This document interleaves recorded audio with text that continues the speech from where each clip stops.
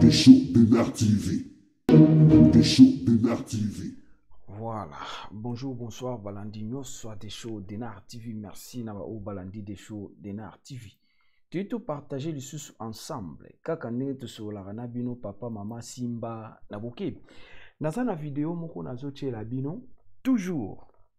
Ota landenge nini, bat bazouye ko la auto-école, namboka nabiso, Congo, Congo, Kinshasa. Yaya, oebi.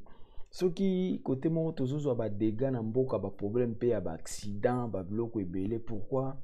Ils ont manque de matériel na mauvaise foi ya ba autorité o tozana bango.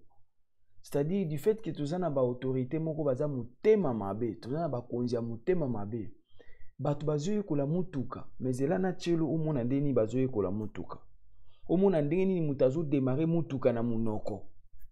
Vraiment, mais oui, biloko to ando mona onde tango tozo sakana tango tozaba na mike osimbi nzete o démarrer mutuka ozo katsa na gauche na droite, mais cette fois-ci c'est les pratiques réelles o bato bazo ça la pratique o eza pratique hein batangi déjà ce ko ba ça la pratique, c'est-à-dire conduite ndenge to benga ango bakoto conduite bazo ça la conduite izalasko ta la conduite o bango ba salela ba sala ngo ndenge nini na moyen nini nyonso eza manque de moyens. Lobi kuna oke kota na mutuka olia tambusa mutuka ndenge batambusaka ya kobaola mutuka bapine likolo mukongo ya mutuka na se ndezo kende batu nyonso na kati bakufi. C'est ça le problème. Ba dégâts ezo uta dele comment dirais-je, ba dégâts ezo uta partir ya base. Soki muta na base te ya onde salaka ba dégâts ezala trop parce que ça c'est la base. Mais sans plus tarder tout tchana no image tantôt on comprendre te na olobani. Toute image au mon base fondation est-ce que batu ba obimela pour le bibaza ba chauffeur. Oui, d'un côté mais tu éviter hein? Mauvaise foi ya ba konzitoza na bango auto école ya l'état na éviter na RDC sokeza nga personnellement na bi na éviter pour na mona na ngati na sala pe conduite na RDCT mais to landa tout mon ndé ni ezoleka.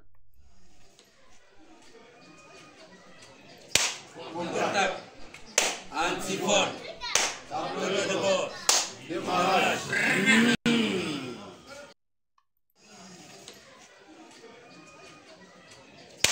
Contact, antipode, tableau de bord, démarrage. Embrayage, accélérateur, première. Embrayage, accélérateur, deuxième. Embrayage, accélérateur, troisième. Embrayage. Embrayage, accélérateur, première. Embrayage, accélérateur, deuxième. Embrayage, accélérateur, troisième. Embrayage, accélérateur, quatrième. Nalobi totuna na muke o ko lokatoni nzambe Congo. C'est-à-dire ndenge tozalaka okena auto école osali code basali code bazo sala code. Maintenant du côté conduite il faut le kana pratique code ba ko expliquer nyonso par écrit en théorie, mais en pratique il faut ba laksa yo nini yo ko sala mais talasko pratique. Voilà. Donc, nga personnellement, na évité pratique nini o bato bazo sala. Tala pratique o bato bazo sala pa na biso. Ya faut cheza ya bangote hein. Faut cheza ya bangote. Bango bazo sala comment dirais-je? Bazo sala na moyen tout ya koye kolisa bato. Ba moyen o bango baza limité pona kotangisa bato.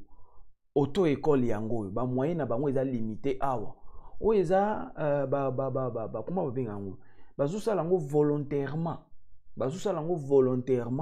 na niveau oye asukeli na ba moyen oye azanango andimi asunga bandeko. Mais sauf que d'un côté yango pe to ke na ba risque ebele parce que tozo sala biloko wana na base ya malamu te. C'est-à-dire départ nango ezo sala malamu te. Kotanga ngo tozo tanga ngo penza malamu te. Tu vois? Tala sko mutazo yekola mutuka mais azo poussa mutuka na munoko, a démarrer vung na munoko, azo kanga pe frein na munoko, azo simba pe embrayage na munoko. Or pa ba mindele ndenge totangeli ba kokotisa yo na eloko moko eza mobile, comment dirais-je, immobile, et telemi esika moko immobile, nde biloko wana nyonso zo salango en pratique bazo yebisa yo kende gauche kende droite, fina embrayage kanga frein, voire même komi ba matériel non bien ba matériaux moko immobile et telemi eza na écran ezo laksa ba mouvement nyonso zo sala. Na ebite wana ndio nazo expliquer na RDC ata ti Jésus akoya mokili kufi et okomaka nango te mais tika na expliquer kaka. Auto ekole chanza bakoma bachi machine moko eza wana immobile mutu avandi ozo poussa yango de gauche à droite frein ozo mona makambo tu. Mais wana ti mokili kokufa ndenge kufaka na tango ya Noé. Jésus-Christ azongi na mokili na RDC kokoma te. Parce que ti na monde lelo na 21e siècle bato ba poussa mutuka na munoko. Tata mukolo boye ko poussa mutuka na munoko. Tata ya ajo azo poussa mutuka na munoko. C'est vrai ça? Tata ya boye aye ko poussa mutuka na munoko na ajo. Mais c'est regrettable. Tala degré ya mboka, tala niveau mbokeza. Mbokezo kende de plus en plus dans les chaos. Voilà. Donc voilà autre tout la sabande kwango wana pa na biso. Tokomi koye kola mutuka na munoko. Eza esuste ke bayeli bino mutuka bokoti na kati bazo laksa bino te. Eza nde munoko na omoko ndenge eza na le démarrer boum ale tokei. Banda ko kati so kati na munoko zo kati sa na kiti. Car ndenge bavandi esali mawa passe. Na soni voilà autre tout la sabino ngo wana yaya to chelio image pe to kabwaneli wana. Merci beaucoup. Partagez votre émission, aimez, commentez que ça la bien. Et Zala qui a bino humble serviteur. L'homme de bonne foi, Zala branché, bah émission Zakoya. Ciao, Landa Oumona. Contact. Antifone. Tableau de bord. Démarrage. Embrayage. Accélérateur. Première. Embrayage, accélérateur, deuxième, embrayage, accélérateur, troisième.